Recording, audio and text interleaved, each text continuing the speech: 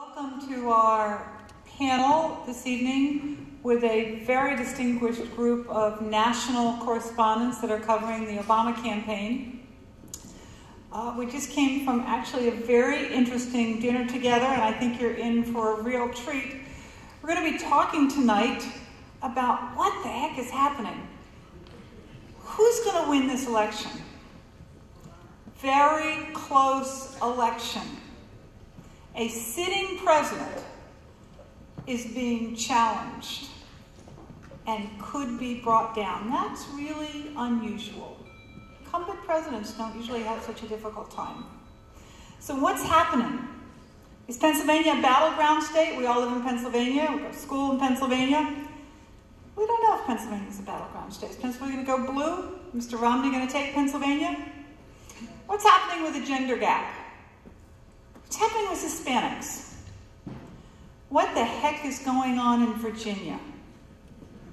What's going on in Colorado?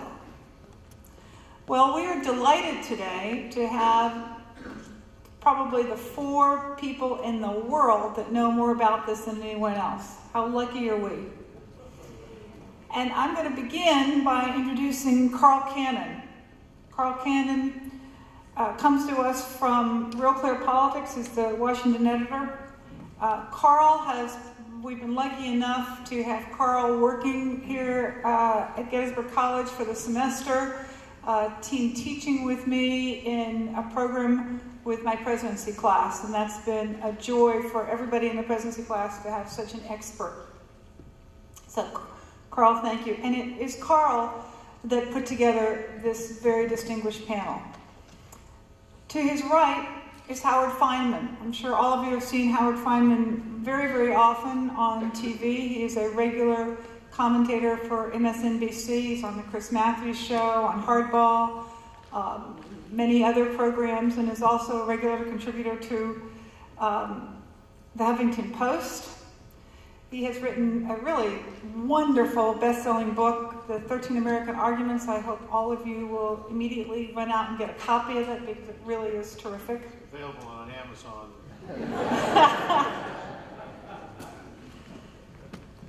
In addition to that, we have 2 White House correspondents.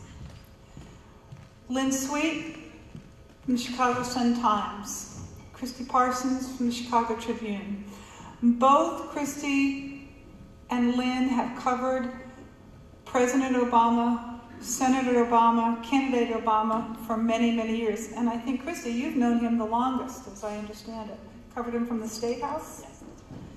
So we are delighted to have this very distinguished panel. Let me give you an overview of how this will work. Carl will be moderating the panel. And it's a very give and take. We asked them not to have really prepared comments. We wanted this to be very give and take. So Carl will begin it and ask some questions. So with that, I'll turn it over to our very dear friend, Carl Cannon. Thank you, Shirley.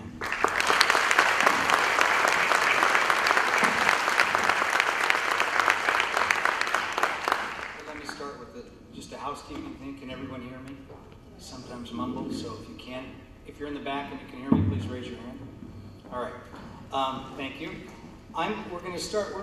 Sometimes at these panels, people give opening statements. We're not going to do that. We wanted to have a conversation with ourselves and then bring you into it too. When I sense we've run out of steam, I'll open it for questions. You see a microphone there.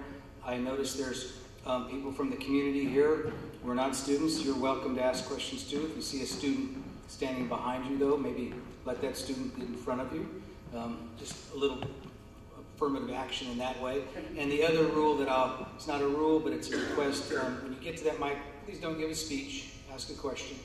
And Lynn and I, we were fellows at the Institute of Politics in Harvard, and we learned to make that request. I'm actually going to start with Lynn. She's known President Obama the second longest of our panelists, but I've known her the longest, so I'm going to start with her. And I just want to say one other thing before we get going. The panel that we put together here was over dinner where I looked at Lynn and Christy and I said, you guys compete against each other, don't you? I didn't really, it's pretty obvious. Chicago Sun-Times, Chicago Tribune. But I didn't have them here for that reason. I had them here because they're the best on the beat. And they came to my mind naturally. So, Lynn, let me start with you. You've been out with Obama, with the president at the debates in Delray Beach. Christy was on that trip also. What do you notice? What's different? How does he compare to how he was 4 years ago at this time in the waning days?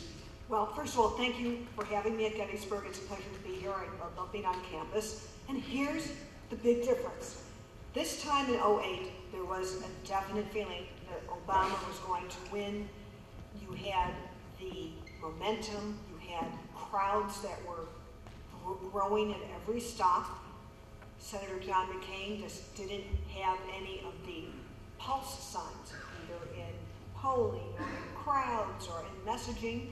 And you had about this time, 4 years ago, the collapse of the economy started, which was clearly playing to Obama's advantage, which, by the way, now he's paying for it on the other end. So I would say the biggest difference is that now it is not clear to me who is going to be the next president, where in 2008, you were, as a reporter, it was clear I was riding the wave of what was a historic, and it turns out, a very non-repeatable type of campaign. Christy, do you think that the candidates share Lynn's view that this is really up in the air? I think they do.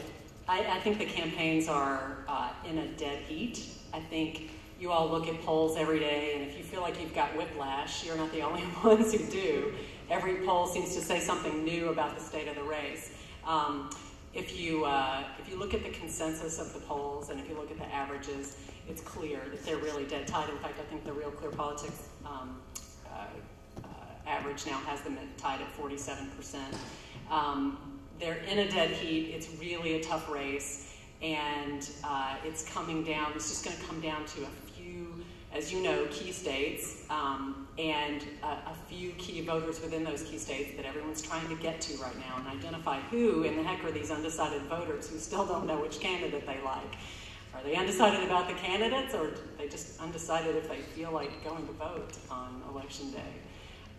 So yeah, I think there's an intense awareness of this, and it shows every single day. I mean, both of those candidates are out there really swinging right now, and issues that some of us thought had been dead for decades, or at least years, are back in the news and very real again. And you heard the candidates talking about reproductive rights today, or not talking about reproductive rights, depending on which candidate you were listening to. Everyone's relating everything back to the economy, because that's the issue that people are probably going to decide this election on one way or the other.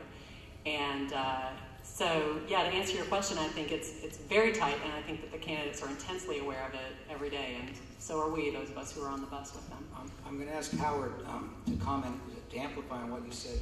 But I wanted to also say, you guys are all my friends up here. Don't think every question has to go through me. If you hear something you want to jump in on, just go ahead. We're more civil than the people running for president, so you don't have to point or jump circle. You can just, come on in.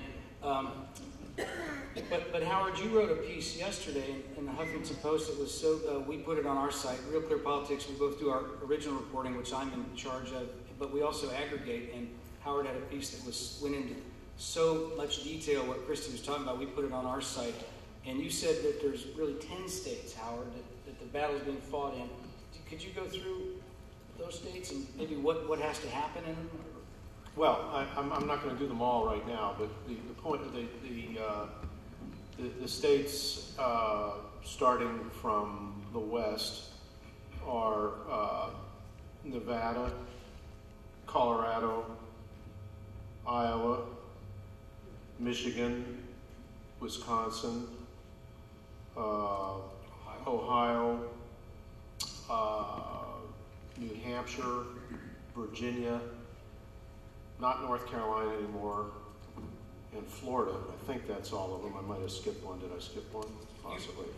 What did I skip? That's 9. Go ahead. That's good. Yeah. But what I really wanted to do in that piece yesterday was to say that it's not just about the states.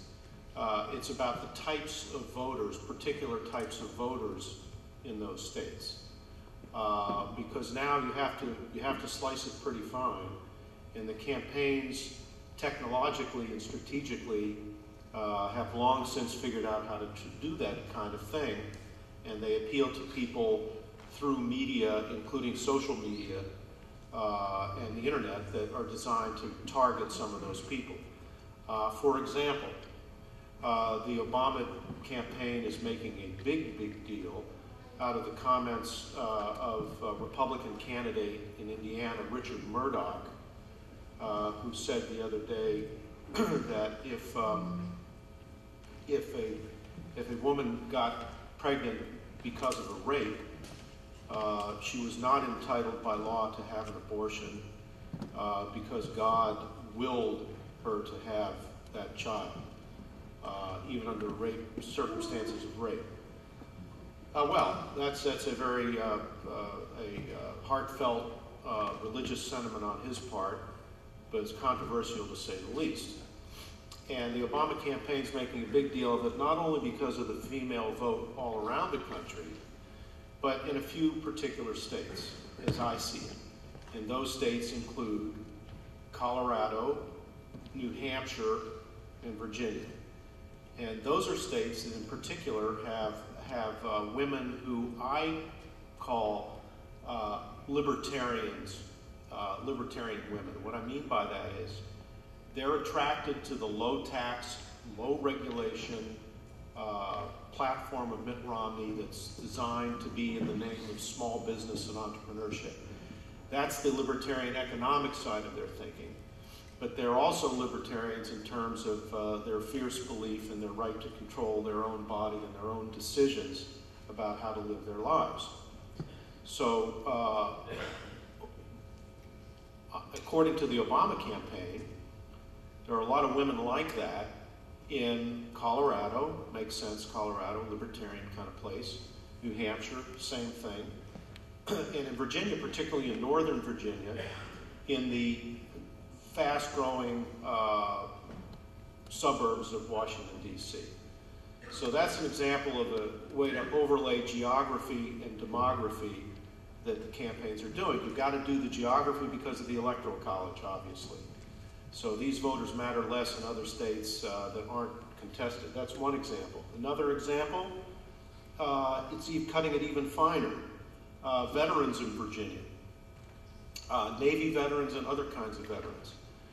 Virginia has one of the highest concentrations of military people, both active and veteran, in the country. In the southern part of the state, they're everywhere, and a lot of them are Navy, not all of them are Navy. President Obama, from the beginning of his presidency, has talked about veterans. He and Michelle have made a special project of trying to comfort and deal with and take care of the health care and so on of veterans. Mitt Romney, on the other hand, is talking about building more ships. He said that the Navy is the smallest that it's been since 1916. Well, there's a specific reason for that, in part because they love that kind of talk down in Norfolk, where a lot of veterans like the idea of more ships. But then the president may have carried it slightly too far when he entertained the audience at the last debate by saying to Mitt Romney, I hear you say that the Navy has fewer ships than it's had since 1916. Well, the military also has fewer horses and bayonets than it had in 1916. And now Mitt Romney's trying to turn it around the other way, saying how dare the president compare a big ship Navy to horses and bayonets. So it gives you an idea of the specificity of the appeals that are being made, and there are lots of others I could talk about, but those are two examples. Well, let me come in here, and I want to ask. Thanks, Howard. Sure. That really helps understand what we're dealing with here. A country of 300 million people. We are talking at this point in the campaign, and the campaigns are targeting swing voters in swing states only. Exactly. If you look at the RealClearPolitics average or the Huffington Post average, they do polling too. Michael Blumenthal does it. Mark Blumenthal. Mark Blumenthal. He's very good.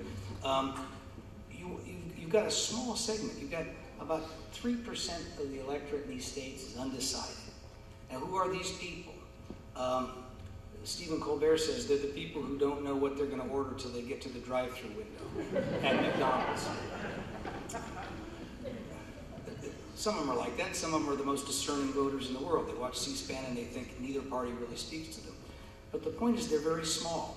And if you live in California, my home state, the largest state, you're not seeing these ads. You're barely getting these candidates. They come out there, they raise money and leave.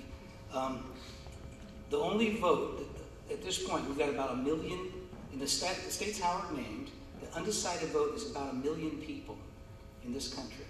And it's not just a referendum with those people. It'd be like in my hometown of San Jose, California, if only San Jose could vote, nobody else could vote, and you divided the thing into 8 city council districts, but again, they're weighted weirdly. Some are big, some are little. Those people get to vote, nobody else does. And I guess what I'm going to ask the panel is just to comment on what is this doing to our politics? I mean, we used to have national elections, and states like Illinois and California and Texas were in play, and you had to carry them. Now we've got these sub-states, these small states. What is that doing? May I back up a minute and add another layer? Obviously, everything, this is very important about swing voters and the undecideds, though I say, what is it you still want to know? But there is, since these people, and within the universe of undecideds, there's people who are considered laners, who probably know where they're going to go and just like to tell pollsters they're undecided and they're waiting for the personal phone call. So there's another group that I think we need to pay attention to as we're in the closing days of the campaign, and that's called the sporadic voter. Are any of you familiar with that term? Okay. Here's what this is. If you think you're not going to persuade anyone anymore to be for you or for the candidate, they're called the persuadables, then you go looking for the sporadic voter, and using a lot of the kind of data analysis that Howard talked about. Usually when you look at polls, they talk about likely voters. That means people who have voted maybe 2 out of the 4 years. It depends what the poll is. So now you're saying we need more votes. We're never going to, these swing voters and undecideds, we don't think we can get to them. We can't depend on them. So now let's go back and look at our records and see who, through our data or registration or however we figure it out, who is the Democrat and who's the Republican that didn't turn out in 10, came out in 06. Let's go back however many elections, and usually they've been working all these months on the 4 for 4 or the 3 for 4. Now they're going to people who they think are theirs if they can only get them out. So this is also a fight to get that sporadic voter out.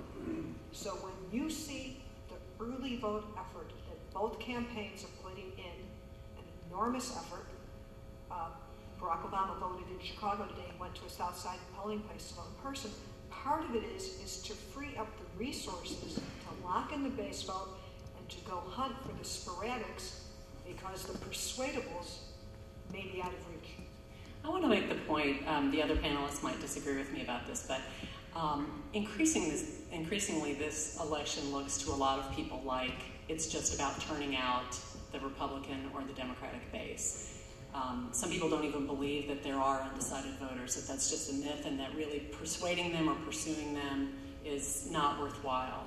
Howard mentioned a moment ago the bayonets line in the debate the other night. Did people hear that? Do you know what he was talking about? Okay, did you think it was funny? Are you Democrats? Who thought it was not funny? Okay, I'm not going to ask you to disclose who you're voting for, even though I think you may have just done that. After that, because when I listened to it, I thought, I had a reaction to it. The person next to me had the opposite reaction. We're journalists. I'm not going to tell you which way we went, since I just implied this is an indicator of who you support or who you would vote for. One of us thought it was funny. One of us thought it was not funny. So the next day, as I was making my way around town, I asked people, what did you think? Did you think that was funny, or did you think it was nasty? And people fell one way or the other, and it tracked almost exactly with who they planned to vote for. I don't think that was a coincidence. I don't think it was a coincidence that Obama made that joke either, because I've been hearing this sort of joke from him on the trail. I travel with him almost all the time, at least 50% of the time. he makes jokes like that a lot. It's a comfortable way for him to be critical of Romney, by the way. It's not something he genuinely likes to do, is be critical of people to their face. So he jokes about it. And that's where this whole Romnesia line has come from lately. That's Romney can't remember his own positions, so he's got Romnesia. It's a thing he draws out in his speeches. That goes over really big in those rallies. People think that's very funny, but the people who've shown up for those are people who already kind of like him, or maybe even all out support him, or volunteers that he's just trying to fire up. He's trying to kickstart that ground game operation and encourage those people to sign up to do more, to volunteer, to commit to vote early or go vote on election day. So when I heard him say that in the debate, I thought, this is an interesting place to then put that kind of humor. You're not talking to a rally when you're on a debate. You're talking to a broad national audience. That's a big platform.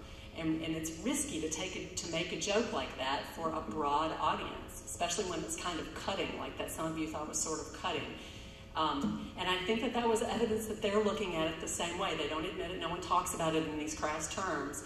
But I think the idea there was, to get those push points, those things that people react to motivate, to communicate to the people that he's trying to turn out.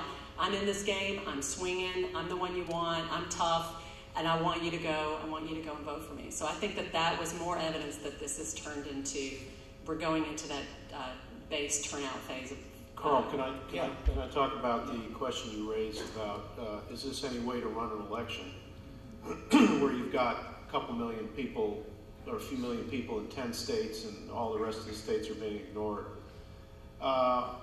I know why the founders did it this way, so do you. It was a compromise designed to help the small states, essentially,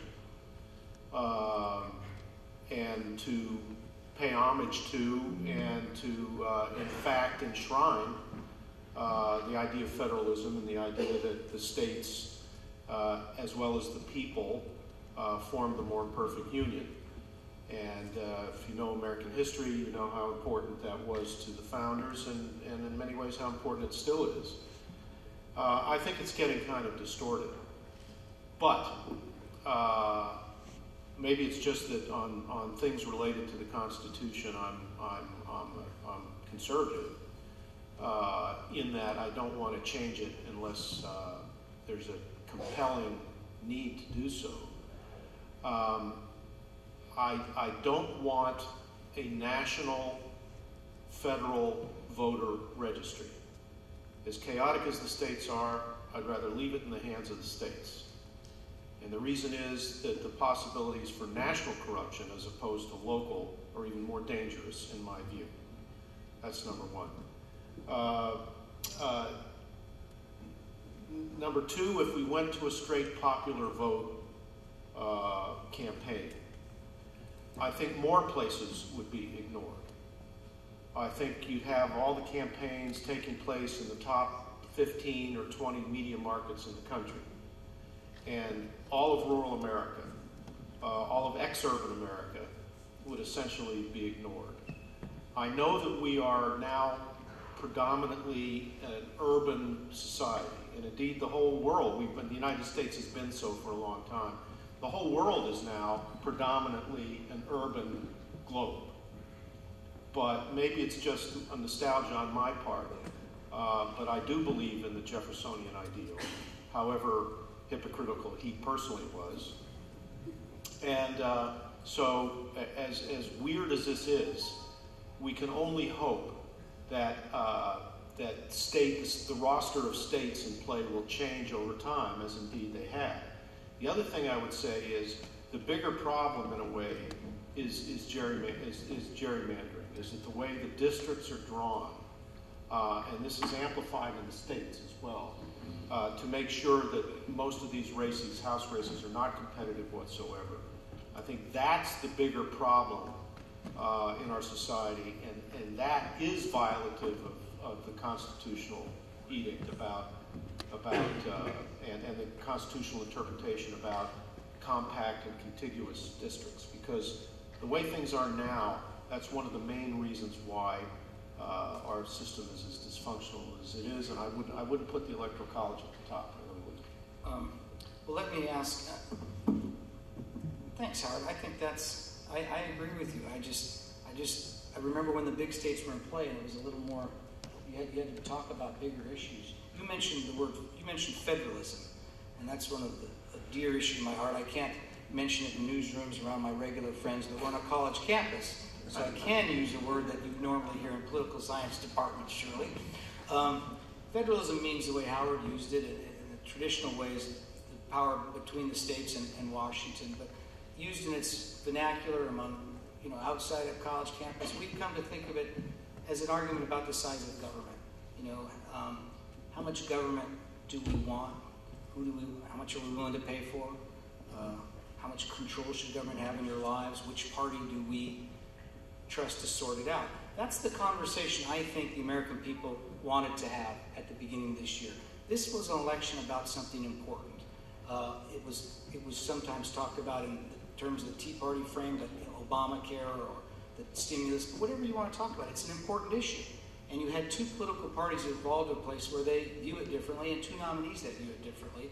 But instead we got a conversation about binders of women, Big Bird, bayonets, Ann Romney's horse, the Romney family dog, Mitt Romney's religion, Barack Obama's religion. Who's to blame for that? Why did we get such a tactical, petty conversation when the public really wanted to have a big conversation about big things? You guys have covered Obama. What do you think? Is he to blame?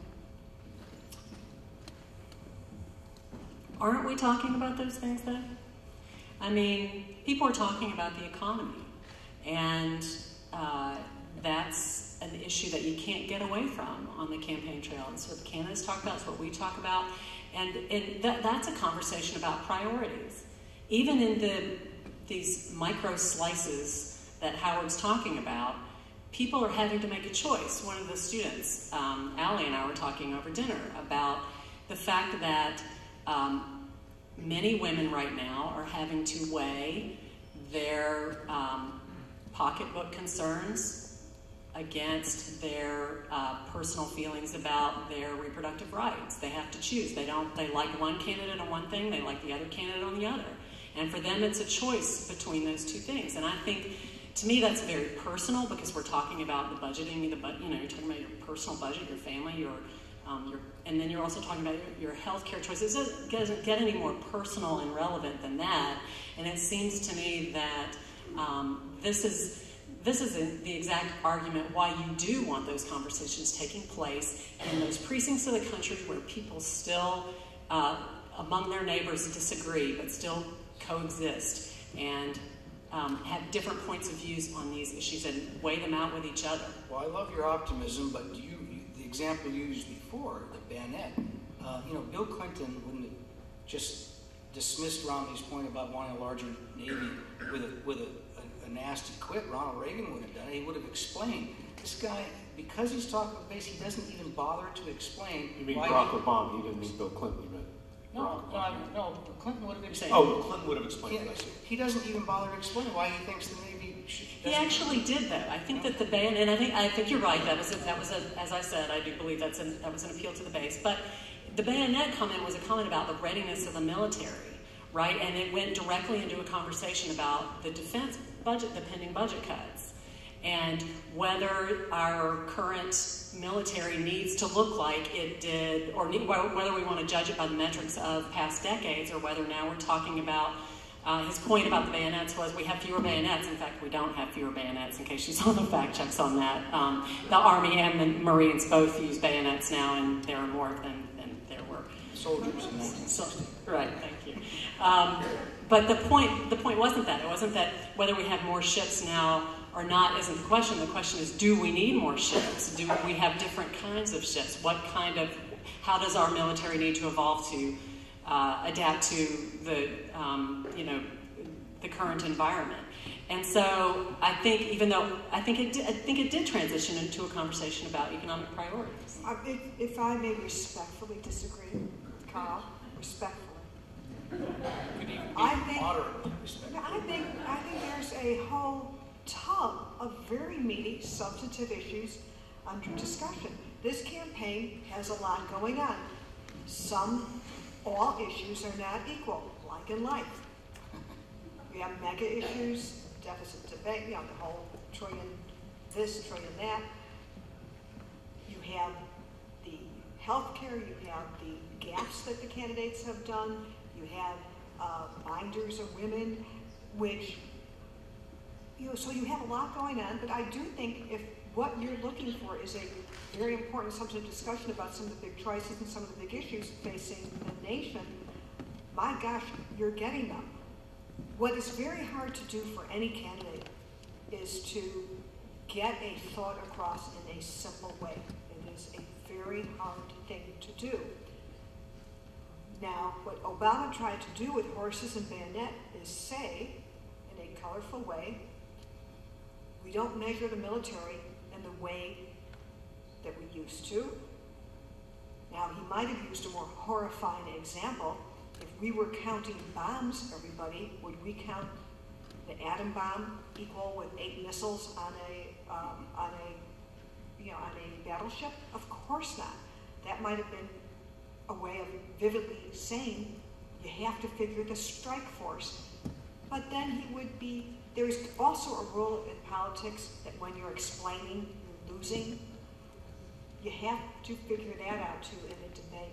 But one of the things that is going on in this campaign is that if you're really following it, you have a lot of homework to do just to keep up on all the issues that are out there right now. Well, okay, Howard. Okay, so you had 2 people respectfully disagreeing with you. I'm going to completely, no, I'm not going to wholly disagree for this reason. I actually think this is a weird election, but not quite for the reason you suggested, Carl. I think we all know what the issue is here.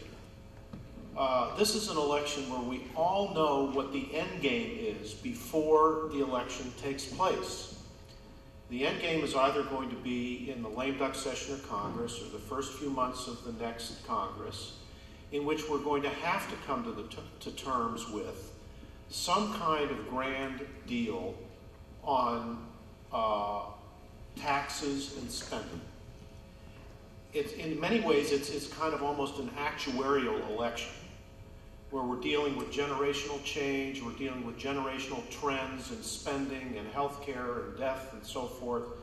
And beneath that is the big question that Carl said we're not discussing, which is how big the government should be, what should we pay for.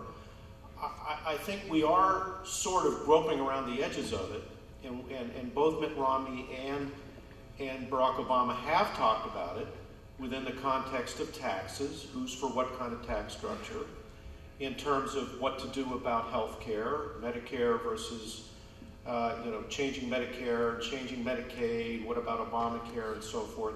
Those are all the pieces that are out there. And I would say this, that if you put together a compromise roughly like the Simpson-Bowles one that they were talking about last year, if you said, yes, you're going to raise taxes to some extent on the wealthiest Americans, and yes, we're going to figure out ways to rein in entitlements further, but try to do it in a thoughtful way, and we're going to put that together, and we're going to save, cut $4 trillion off of the rising budget deficits and the debt over the next 10 years. If you could put that in like a 200-word referendum and submit it to the American people, I think that 85% of the public would vote for it. I think they would vote for it. And what's really at stake here is who has home field advantage, if you will, in that discussion. Congress is almost certainly going to be divided. There's unlikely to be one party in control of all three, and as you know, even when one party's in control of all three, the rules on the Hill are such that it doesn't necessarily mean anything. But that's what we've got to get to. We're sort of having that discussion, Carl. We're not having it deeply enough. But I think the American people understand. They understand that do you want do you want somebody?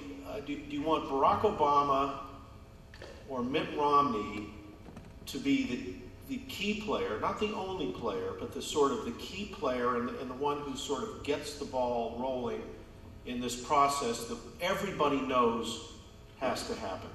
So, in that sense, I think we are discussing it, and I think that's what everybody's thinking about out there. That's my sense. Well, I'm heartened by the optimism and forgiving nature of my co-panelists. I would point out very briefly, because this isn't supposed to be a debate, that Barack Obama has all but apologized for some of his ads, and Mitt Romney made fun of the Big Bird stuff himself at the Al Smith dinner, where they asked him, where he sort of said the way he prepared for the debate was by abstaining from alcohol for 65 years, and by contemplating, trying to figure out the biggest straw man he could possibly come up with. And he said, and Big Bird never saw it coming. So I think the candidates themselves are actually uncomfortable with sort of but it's pretty tame. Pettiness. It's pretty tame by the standards of American history. Well, I don't mean it's unfair. I mean it's trivial. Right. But that's the point I'm making. But let's stipulate for a moment I'm wrong, they're right. The public is having this. The public gets it, despite all the atmospheres, the name calling, the trivialities. The public gets it that it's a big campaign over big issues, and it comes down to Ohio. So I'll put you on the spot. And which side is favored to win the debate? I'm asking in a sly way who's going to be president, but I didn't say that. So which party is well situated to win this big debate that the public knows we're having? Are you talking about just Ohio? I'm talking right now just about Ohio. Howard started big, 10 states. I think most of us think Ohio's ground zero. Let me take a crack at Ohio. Why, oh why, Ohio? Who wrote that song? Okay, now, once you get to some of these battleground states, you are getting into some state-specific issues, and I think it's too close to call it Ohio. But what's interesting here are some of the regional issues. How many of you may be familiar with fracking? Pennsylvania. You're in Pennsylvania. Yes. So in southern Ohio, and this helps you decode the message. Now, to the ear of a Californian or a New Yorker or a good Chicagoan, when Obama or when any candidate talks about energy, you kind of think solar, wind, all the green stuff. No, when you talk about energy in Ohio, you're talking about the new natural gas reserves that have been found and coal. So when you listen to the ads more carefully, with Ohio airs on, and when Romney says we're going to get energy from the ground up or something like that, that's what they're talking about. So you have regional issues such as what is the coal policy of the Obama administration, what do you think you could get out of the Romney administration? There's billboards around the Cincinnati area, Obama stopped the war on coal. So you have a very specialized dynamic there. Ohio, as many of you probably know, is a state where it has multiple media markets. One market is dominant. You have cities with distinct characters, Cincinnati like a southern city, Cleveland like a northeastern one. So you have these campaigns working on every level. You'll hear it all over in some of these battleground states. They are battlegrounds because they have these diverse populations. There's no one who's calling the shots. There's not a dominant political organization that can just muscle in somebody one way or the other. So Ohio is not only a matter, I think, of turning out the base, but in this case, because you have the auto industry issue and the energy issue, you have some very unique issues going on in that case, where you'll have, especially in the closing days, I think even more focus on some industry-specific issues that may rally a base, turn out a voter, or keep a margin down. Well, I think that's exactly why they are having this very clear debate in Ohio, particularly because it's the second leading producer of cars in this country. And whether 1 in 4 jobs is related to the auto industry in Ohio is some figure like that. So, people are, and the candidates have been very clear about what they believe the role of government to be when an industry of that size is failing. Obama thinks the government's role is to bail it out, essentially, and to make sure it continues to function so that all those people don't lose their jobs and the economy doesn't tank. Mitt Romney thinks, I won't simplify it into a headline in an essay that he wrote, but essentially that the government's role isn't that, that the market should be allowed to work and function. And the people who live there have a difference of opinion, and they have firsthand experience with it. So I think that's actually a great example of the debate taking place in a clear way. Well, Michigan, Howard, that was another state you wrote about. Romney's not competing there really because of his stance on cars, and it's a state where the Romney name is good, where he was born and raised there. He should be popular there. He's not really able to compete there. He said in the debate, the last debate, he said, I'm a son of Detroit. I'm a son of the car industry. I love American cars.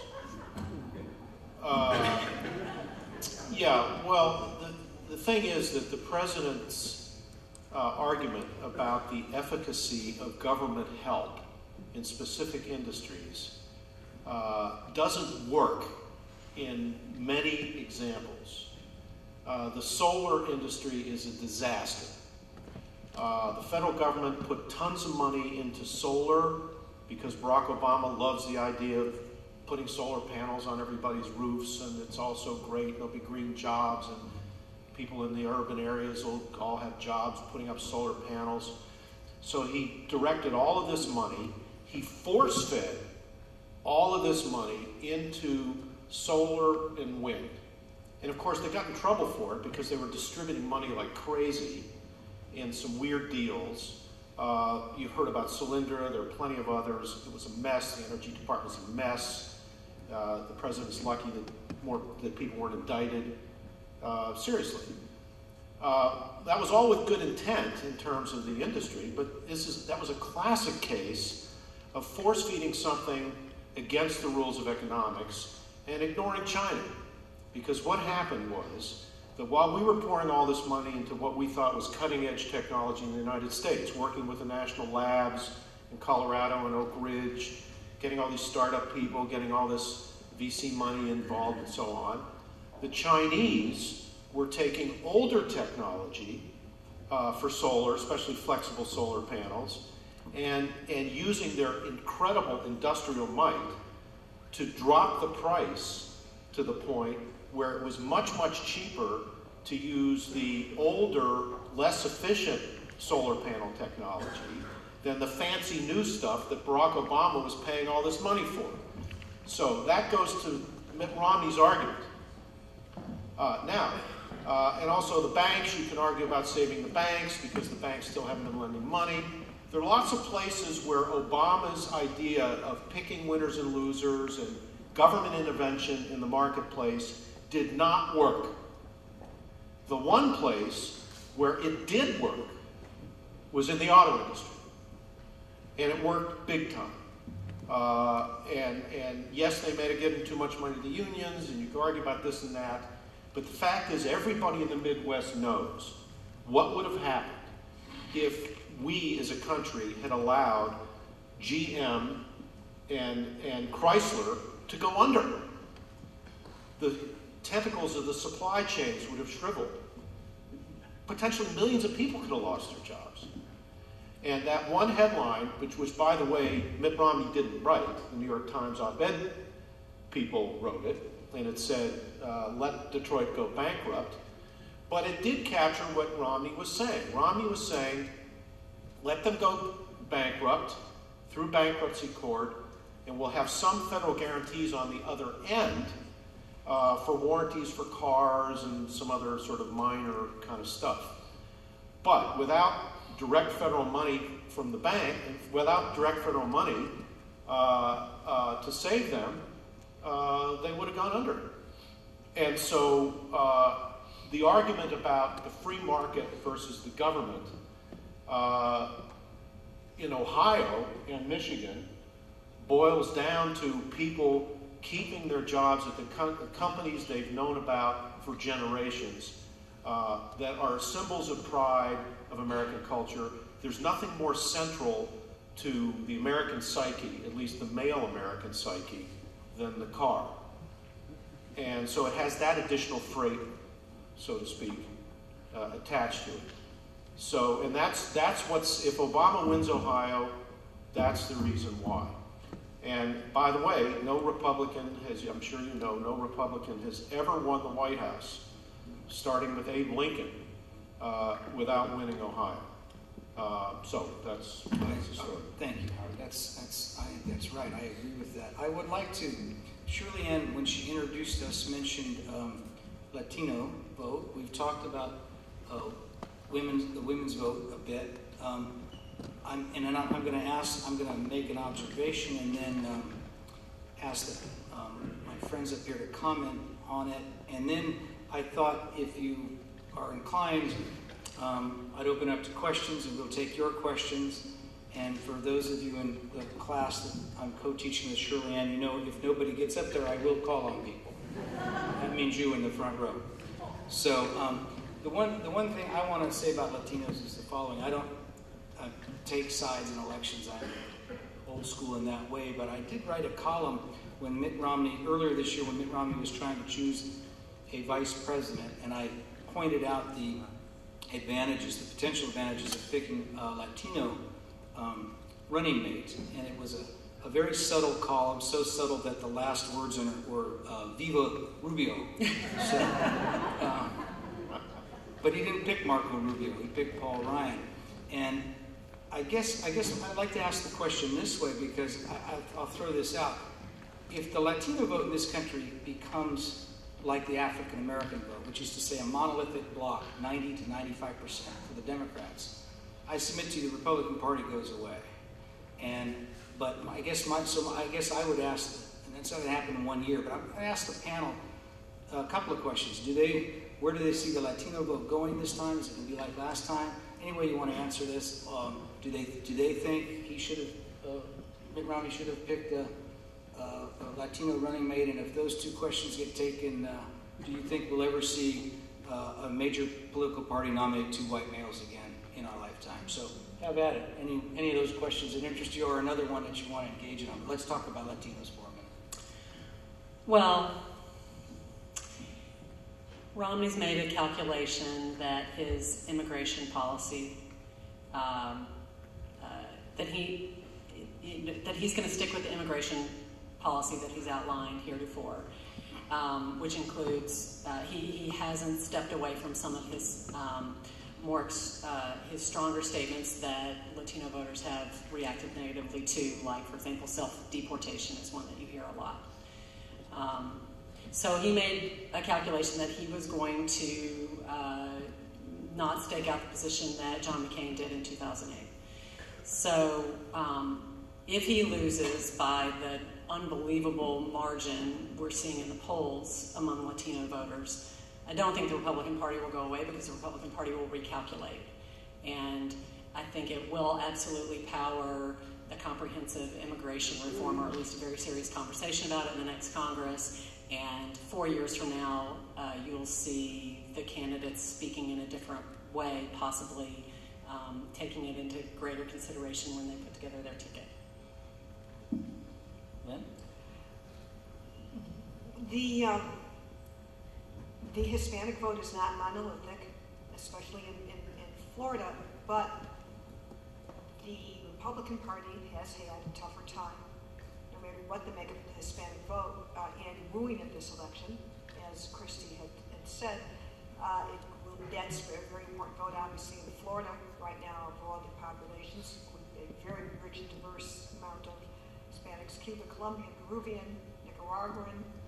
Who am I forgetting? It's just a very, very big mix. The registration numbers, and I'll just use as an example of Florida. Almost every of the million African Americans are Democrat. Most of the white registration is Republican. Maybe 500,000 Hispanics Democrat, 400,000 something Republican. So within these demographics, that's the side that's up there for grabs. I would think the phrases that might stick with people, such as self-deportation, isn't helpful in helping sell Romney to the Hispanics. And what you notice, I'm sure many of you did, that Obama finally used executive authority after not being able to move an immigration bill for years of his administration for a lot of reasonable political reasons. You don't like to go after something if you think it's not going to pass, they argue. He just did an executive order to help students who are here illegally through no fault of their own, and that is a very big selling point. So I'm not sure what will happen in the future, because if Congress does pass comprehensive immigration, everybody, you know, politics, success is many mothers and fathers and failures and orphan. I don't know if that will have a permanent effect of swinging the parties one way or the other so soon. If Congress just gets together and does something, because if it does, no matter who's president, it probably wouldn't have to be a bipartisan effort. Very quickly, I think that they calculated, the Romney campaign calculated, Carl, that they could win Florida without having Rubio on the ticket. But they couldn't compete in the Midwest without somebody like Paul Ryan. And there I get to another of my sub-slices of demography, which are conservative Catholics in those states, in that arc that goes from Western Pennsylvania, Deer Hunter, the Deer Hunter vote, as Paul Ryan called it. He said, I'm a Catholic deer hunter and I'm proud of it. So, and he said that somewhere in Ohio, I think. Western Pennsylvania through Ohio, you know, the Great Lakes states. And those people, I know them, I'm from Pittsburgh, those people are pro-government in economics, but anti-government in cultural policy. And I think that the Ryan pick was designed to get those, to compete in places like Ohio, where despite the auto industry bailout, Paul Ryan could say to them, yeah, but these are ungodly people running the government. That's my summary of it. And Paul Ryan went to school in Ohio. Good point. Miami of Ohio. All right, so the microphones are now open. We'll take your questions. You can ask us anything you want. And remember, don't give a speech, actually ask a question.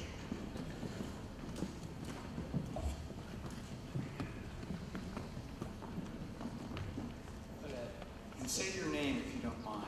Hi, I'm Ben. I think one of the things that I noticed a lot in Monday's debate was how much Romney said he agreed with President Obama. And if you look at what Romney has been saying about foreign policy, along with who he hired for his foreign policy advisors, it's a lot of Bush-era people. So I think that just emphasized one of the issues that Romney has flip-flopped a lot on. And I was just kind of wondering what you guys think who you think the real Romney is. Well, Christy, you and Lynn were at the debate. Well, I was just going to say, I think that was very noticeable. I think in a lot of cases he just sort of chose not to engage and challenge the president on some of his policies that he's been more outspoken on in the past and that his staff has been more outspoken on. I also noticed that he said the word peace a number of times. I scanned for it. It was 12 times he said it. The president didn't say it at all. And it was a very polite and genial conversation, which I think was, on Romney's part, all about appealing to women voters. I agree totally with what Christy said. This was a strategic decision just not to pick a fight. The debate the week before at Hofstra, where these guys were running around the stage like they were in boxing match, shadow boxing, they couldn't do that again. By the way, I think the next debates, they should have them all seated at a table. The moderator just calms everything down. Look how we're getting along. Well, that's what they did in the third debate. They were seated. Just better. I mean, we've had out of the podium with the moderator over there isn't the best format is seated. So in this case, I don't think it matters if his advisors were from the Bush era or from wherever it gets it from. It just wouldn't. Foreign policy is not an issue that either campaign thinks at this stage will move any voters. So he had other stuff to do. Well, I think it was more than that. I think that Romney's objective, and this is what Romney's people told me before the debate, was that This is his time to be compared. This was Mitt Romney's time to be compared with a president on the commander-in-chief question. What people wanted to know about Mitt Romney was, to put it generously, even though he was hanging out with the hard right of his party to get the nomination, that he wasn't a warmonger, that he wasn't a crazy man, that he was a reasonable guy who you could trust with the button, with the nuclear button. And so that was part of a larger part of Romney's strategy during the debates, to move to the center as fast and as convincingly as he could. He had to go way deep in the weeds of conservatism to get the nomination. So a lot of his strategy in the debates were a lot of people who were watching who had never seen Mitt Romney before. Don't forget, these debates had 60, 70 million people watching. He was going to be the moderate to the extent he could, and that's what he was doing, especially in that last debate. Thank you, Ben. Appreciate that. Thanks, Howard.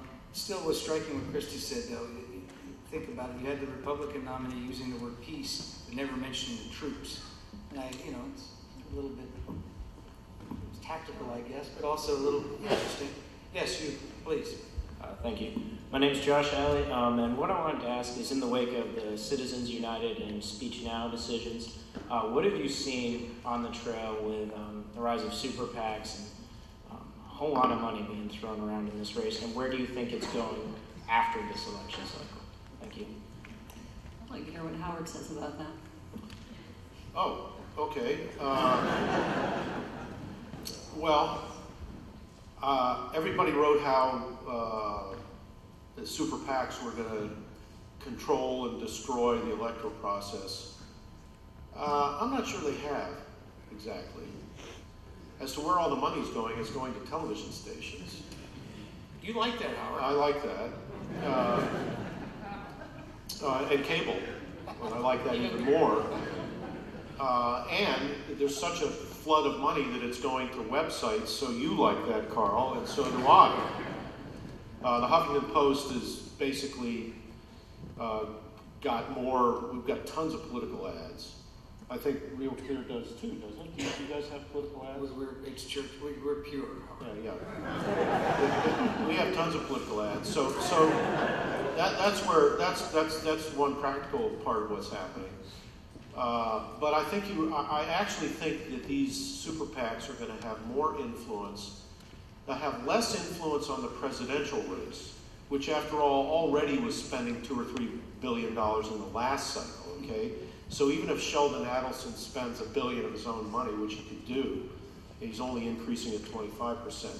I think where these big new super PACs are going to have a tremendous influence, and already are at the state and local level. They can come down and pour money, unholy amounts of money, into state and local races to try to control the state legislatures and build from the ground up. And I think that's what you're seeing them doing now. I think you're going to see more of that. You're going to see a whole industry built up of servicing of super PACs who want to play in Harrisburg and other state capitals, in local races, in judicial races. I mean, you could really foresee it becoming almost a whole new political party unto itself. And that's what I see long term. Josh, let me add one thing to that there. There was one interesting area early in the process where the super PAC money played a role, and there was an irony there. The most outspoken supporter that I'm aware of the Citizens United decision was Newt Gingrich. And when he pulled into the lead in the polls, it was always a little bit of false gold there, but he was ahead for a while, and Mitt Romney's super PAC working on behalf of Mitt Romney dumped some ads on Gingrich, and they were fast and furious, and there were so many of them. I mean, he didn't see it coming, and he was sort of wiped off the map. That's right. Then he complained about it, but he was probably the singular least likely person to get a sympathetic hearing on that question. Yeah, that's absolutely right. I should have remembered that, and that's right. I was thinking more in terms of the general election where there's so much money being spent. But Carl's absolutely right. In the primaries, especially in the early primaries, when you're just going to one state, and when races are involving one state, they can just blow everybody out of the water, and they were very influential in that way. I'm going to change my strategy on this panel because I appreciate that analysis. I plan to rip it off right as soon as I can. I'm going to write down. Yeah, I've just adopted That's why I do the panels. that analysis. That was good. That was good. But I would just the only thing I would point out is that the rise of the super PACs has shifted some of the power away from the parties into a different set of voices, which I think is interesting. And you're also hearing some of these super PAC funders talking about getting involved in national issues or federal issues like the upcoming fiscal cliff. So I think it'll be interesting to see how that changes the conversation. Thank you, Josh. Yes, sir. My name is Tony McNevin. I'm a resident here in Pennsylvania, and as it happens, I'm running for state legislature here in the state of Pennsylvania. Picking up off the last point about super PACs, perhaps you're all familiar with Mr. Edelson and his efforts to undermine newspapers in Israel. He's established a newspaper, he's selling it and giving it away free now. I've waited a long time to have the opportunity to talk or to pose a question of an august audience or a group like this. I believe that our newspapers are extremely important and play an extremely important role in our society. That we can look to newspapers to see some real insight and to find truth in what's going on in our society. And it seems like, as some have characterized it, fact-finding has been outsourced to other kinds of agencies in our society. And that newspapers today seem to want to find a sweet spot, trying to establish some sort of a balance of just reporting what took place here and what took place here, without really providing some critical insight into what the facts may be. I'm wondering, how do you deal with that? And I'm sure you must in terms of advertising, etc. Do you see it that way?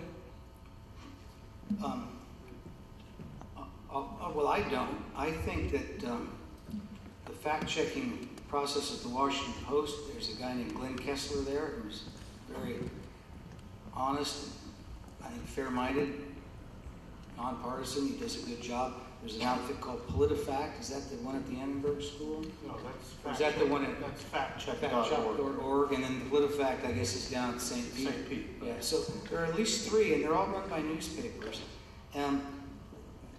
Tony, you're not wrong. There's a problem here. The money's so big. The campaign is being so hard fought. It's hard to shame these guys. Both sides have done it. They've been pointed out time and again. What they say is wrong, and they just stick with it. And it's hard for us. We do the best we can, but I'm going to, I guess, adopt the lovely optimism of my panelists on an earlier question and say I guess I think the public gets it right most of the time. I think despite all this mess, they usually figure out what's right and what's not, or maybe what's important and what's not is a better way of saying it. But look, when the candidates ignore it, we can't throw tomatoes at them. We can do what we have to ask them questions, and their answers are their answers. I think these newspapers are doing the best they can. That's my answer. If I may jump in. If you're talking about fact-checking on the presidential race, because of these organizations that were mentioned, Fact Check and PolitiFact and the Washington Post, you have an aggressive journalistic-based fact-checking organization. Now, I don't call that outsourcing per se. It is a reality that these other the businesses change and people fund journalistic organizations that have specialized market niches, such as fact-checking, and they do perform a very important service. It is probably not replicable on local scales in the way it is on a national scale. Maybe it will come soon. And I think that just has to do with the dynamics of an area. If somebody in Pennsylvania decided to create a local fact check on dealings in Harrisburg, you probably would. That person would be very busy. There is one. Okay, well, see, so the other thing in fact checking, there is a lot of material out there, and you need these umpires to help call the strikes on it. The issue, though, doesn't really overlap with advertising. The newspaper business we can spend a whole panel on, and especially the woes the Chicago papers have gone through, and thank God we're still here, which is a testimony to the hardiness of the good people of Chicago for wanting a two-paper city. But in terms of just how we cover campaigns and reporting and fact-checking, the advertising isn't the issue. With whatever we're doing, you may like it or not, but it's not because of the advertising. Yes. Hi, I'm Colin Mancini. I'm a first year here at Gettysburg College, and this is the first election I've really paid attention to for obvious reasons. If I remember months and months ago, the feeling was completely different than what it is now. It kind of felt like, it was kind of Obama's election to lose. The Republicans seemed like a really mess, and we all know that Republicans, once the election they really focus in. But I didn't ever imagine it to be this close. It's, like you said, it's a dead heat. So I don't know if there was a moment, or how do you feel, what made it become like this? Was it the first debate? Was it just over time? Yeah. Why don't you, Howard? Well, I think it was the first debate, but the first debate was a catalyst. It wasn't just the first debate itself. I mean, it's tempting to say that it was eloquence that got the president elected, and if he loses, it was the lack of eloquence that defeated him. But that's too easy an explanation. That really isn't it. I think that there was and remains widespread disappointment in his performance as economic commander-in-chief. It's just that simple. You know the history of who gets elected and who doesn't based on growth of the economy, based on unemployment, and so forth.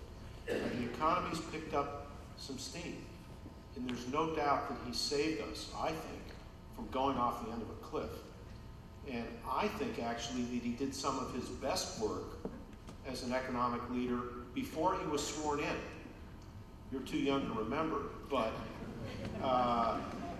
in the fall of 2008, as the economy was beginning to fall apart, he ended up coming across as the level-headed one. And before the election and then after the election, he refused to politicize or criticize the deals that George W. Bush was doing to try to furiously bail out the whole global credit system. But he doesn't get credit for that as we approach election day. He keeps saying, well, I say it would have been worse. But it's hard to have a bumper sticker on your car that says, Obama, it could have been worse. So that doesn't work. So most of the time, his approval rating as steward of the economy has been underwater. His overall job approval declined also to be underwater. His re-elect number was still is rarely over 50%. Okay? So that meant that people were open to the idea of throwing him out. What mattered was who the alternative was. Now, the entire Obama campaign from the beginning was based on the strategic notion of making Mitt Romney entirely unacceptable as an alternative. But as my friend Chris Matthews says, and I like to quote Chris whenever I can, you can't tell the American people that they don't have a choice. So when Mitt Romney came in front of 75, 80 million, however many of the American people there were, for the first time in that first debate, they took a look at Mitt Romney and they said, well, wait a minute, he isn't quite the ogre that you guys have made him out to be. He might be a rape and ruin super capitalist with a garage with an elevator in it and, putting the dog on the roof and everything else that they said, but they're saying to themselves, I'm looking at this guy on TV, he looks like kind of a normal human being, not to mention the fact that the president didn't show up. So yeah, I'll consider Mitt Romney. Boom. It went from Obama at 49% or so and Romney at 44%, which is 5 points, but still not 50, to rough parity. And it happened almost overnight. And I've been covering this stuff for a long time. I'm not quite old enough to have covered Reagan in '80, but I've covered everything since. I've never seen one event have that kind of effect. Now, it ended up not really putting Romney in a lead, really. I mean, it's pretty even right now. And I think, all things considered, I would still rather be in Obama's position than Romney's, looking at the Electoral College. But that's what happened. That's pretty good. You pay good money to hear an analysis like this. And if you go to this college, you do pay good money. So, I agree. Next question. I'd add one historical footnote. Since we're being generous spirits up here, if we're going to give Obama credit for what he did during the transition, we probably need to do overtly what Howard implied, which is give George W. Bush credit. The early Tea Party demonstrations were against Bush. They weren't against Obama. When the economy collapsed in the 30s and FDR won re-election, he wouldn't speak to Herbert Hoover. He didn't want anything to do with him. And both Obama and Bush behaved, I would have to say, patriotically, really. The president consulted with the president-elect, and the president-elect, who didn't want to be tainted with him, listened to him, and he actually supported him publicly. It was actually, I think we'll look back on that period when we're through the crucible of this election and think it was a pretty good moment for American democracy. I agree. Yes, ma'am. Hi. I think it was Christy Parsons who made an interesting comment in the beginning of your panel discussion, and it had to do with the number of women who are kind of undecided because they're weighing their pocketbook issues, they're concerned about pocketbook issues, they're concerned about social issues, particularly being able to control their own bodies.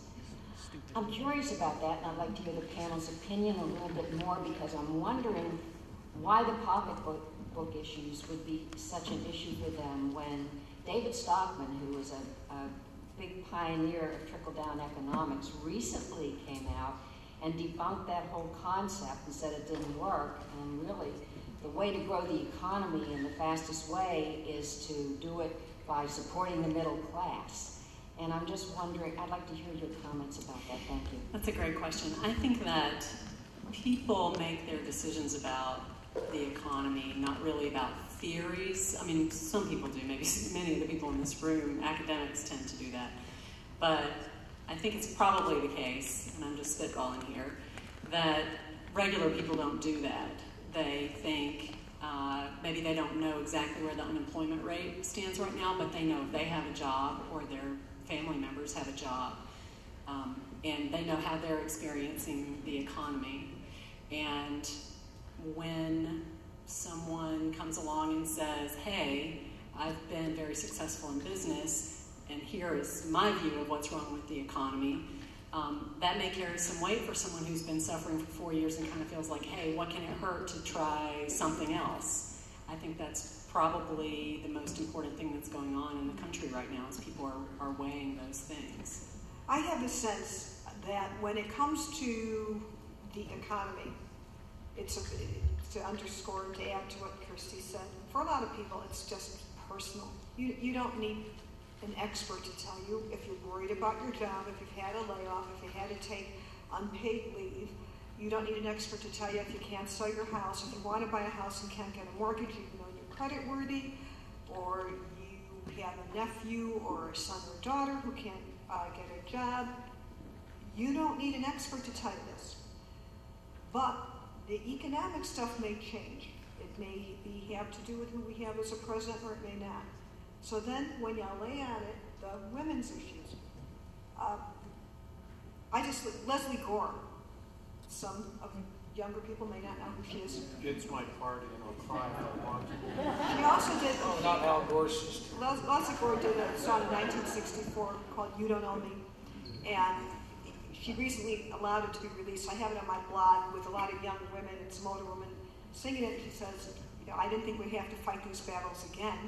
Go out and vote. Well, it is a not subtle appeal for President Obama, because I think when you talk about the pocketbook issue and the women's health issue, the just looking at how hard it is to change things, if things, the economy goes in cycles, the housing market will change, the job situation will change. If we're talking about issues of reproductive health, that change happens, and if things do change, it took years to get to where we are. It will take years if there's a change to do it. So when I listen to the Leslie Gore song again, with women talking about, you don't know me, if this takes hold, independent of who the president is, and obviously I think the trend, if this is your issue, if you decide that your personal health issues trump economic, then that does move you. That could be a vote-moving issue. It just takes more to change it and more to get it back than economic. So I think, for a woman, if you're juggling the political calculus, you have some data points to look at. And it could be a wrenching decision because you have a lot to go through on that one. And I can't say, it is a very, bottom line here is it just goes down to being a very personal choice as to what's important to you in your life. Can I just point out that Carl has just doodled a batting order? It's the World Series. Okay, I'm just There's a World Series game tonight. All right, there are two young gentlemen who've been very patient. We're going to take both of their questions. I'm going to then ask my co-panelists if they want to make a remark in summary. I'm going to ask them to keep it, well, not to give a Fidel Castro-length speech, but to maybe thank you in different ways. And then we'll wrap up. Yes. Andrew Bellis, and thank you panelists again for coming here tonight. I just had a question. In the last 50 years or so, it seems we've really seen the rise of identity politics, especially with campaigning. And we talked tonight about the Hispanic voting bloc, the women's voting bloc, and every 4 years, every presidential election, really, it seems like it gets more narrowly and narrowly focused. I mean, in the last month or two, we've seen the rise of the waitress mom as an undecided voter group and where they'll go. Now, in January, one of these candidates and their campaigns is going to take over the presidential office. Do you think having a campaign so laser-focused on identity politics and specifics will aid them in good governance? Will it hurt them with good governance? Or will it not have much of an effect at all? I'll take D. Was it C? The campaign's organized around constituencies. Whether it's just how you have to approach the body of politic here. If everybody here represented, if you were the focus group or the sample for the nation, and I wanted to figure out who first of all, I would say, well, who's interested in this issue? Who are the men? Who are the women? Who's young? Who's old? Who's Catholic? Who's Jewish? Let me speak to your issues. That's just kind of politics.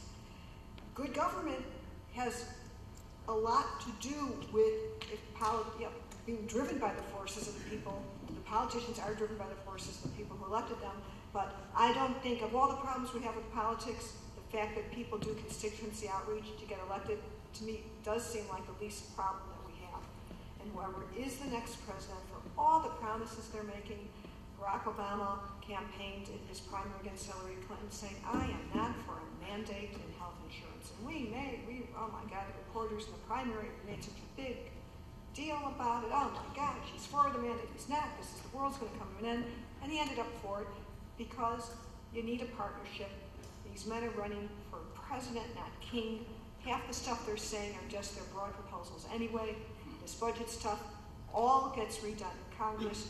So I wouldn't worry about identity politics of stuff. I think if you're looking for the bad guys to worry about, I'd worry about Super PAC money more.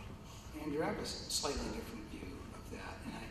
And Lynn's given you a somewhat parochial view of Chicago's coalition politics. I'll give you a somewhat parochial view of California's sprawling definalist politics, where for most of the 20th century you couldn't even have your party on the ballot by name. Arthur C. Clarke, the British science fiction writer, wrote a novel called Imperial Earth, and it was set 700 years in the future. He wrote it on July 4th, 1976. So it's a sesquicentennial, 700 years in the future. And it's a lovely novel, and I'm not a science fiction fan, but it's a book that holds its own. And you realize as you're reading it, there's no race anymore at all in this country, where people are brown. They're all bisexual too, by the way. That struck me weird when I was a teenager reading it, but do that with what you will.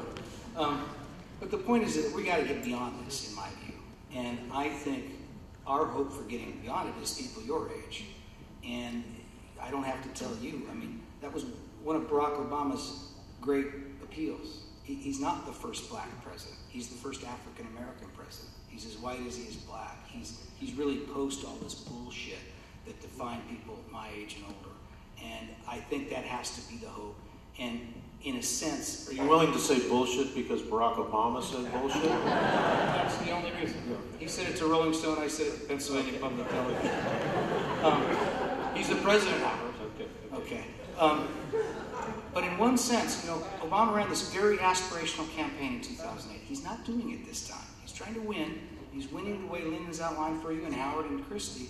And if he were a better politician, you'd realize that Mitt Romney is actually the more aspirational candidate this time. He's inartful, so he doesn't even, he's uninspirational, but he's not unaspirational. Romney is basically saying, we're in this together. What everybody wants, Latinos, students, women, is a better economy. It should be a more resonant, it should resonate a little better than it does. He doesn't explain it very well. But I think the future of our politics, we have to go beyond this. And so Lynn knows what she's talking about, and she's right. But when you're my age, I hope that it doesn't come up. My name's Peter King, and I was kind of wondering if Howard could elaborate, obviously the other panelists can comment, on his comments about what would happen if the Electoral College was abolished, and more specifically on the comment that I believe was the top 15 media markets would get the lion's share of attention during presidential elections. I was wondering if you were talking about like candidate FaceTime, like rallies, or ad buys, if you can go into more details of why that's true. And regardless of that, wouldn't that still be a reflection, because without the Electoral College, all votes are equal, so wouldn't that still be a reflection of the campaigns trying to reach the maximum possible people? And how is that worse than the current situation with the Electoral College, which is decidedly not valuing each vote equally? Professor Feynman. Okay, I knew I shouldn't have spoken up on this topic. I'll be really quick about it. I just think that with the lion's share of the population and the votes in the vast metropolitan areas of the country, that's where the candidate time and the advertising money would all be spent. I mean, why would you travel to more sparsely populated places at all? Why would you spend money in smaller markets? And I guess my sort of romantic nostalgia for the founding ideals of the country just make me recoil at that. That's all. That's really all I was saying. I don't know any more about it than that, so I better shut up. Christy, any final thoughts from you? Thank you. Well, I just want to say it's been a pleasure to be here tonight. I've enjoyed listening to what the other panelists have to say and your questions, and if anyone wants to stick around and chat afterwards, I'd be glad to do that. Lynn? Thank you for having me. I hope that, especially the students here who are into politics and who came tonight, please, it is fascinating, ever-changing. Don't be cynical. Don't give up. I'll just say this: Professor Shirley Ann Warshaw is actually going to have the last word, but I just want to thank you and tell you, speaking for all my colleagues and friends up here, is that an audience like this is what gives us heart that what we're doing matters. So thank you for being so attentive and smart and paying attention to us. And thank you. So welcome.